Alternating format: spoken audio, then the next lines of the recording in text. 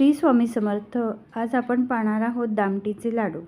दामटी म्हणजे बेसनची छोटीशी पुरी आणि त्यापासून झटपट होणारे आणि तेवढेच चविष्ट लागणारे सुंदर लाडू.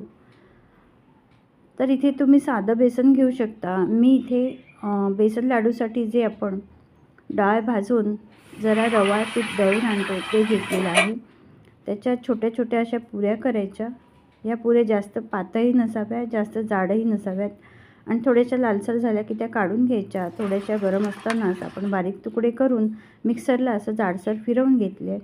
त्यामध्ये आपण चारोळ आणि जायफळ घातलं आणि एका बाजूला आपण असा पाक तयार करून घेतला. हा 2 तारी पाक तयार झाला की त्यामध्ये आपण वेलची पावडर मिक्स केली आणि जायफळ आणि चारोळे आपण मिक्स करून त्यात थोडा थोडा पाक घालून हे असे दामटीचे लाडू सुंदर तयार करून घेतले, बांधून घेतले.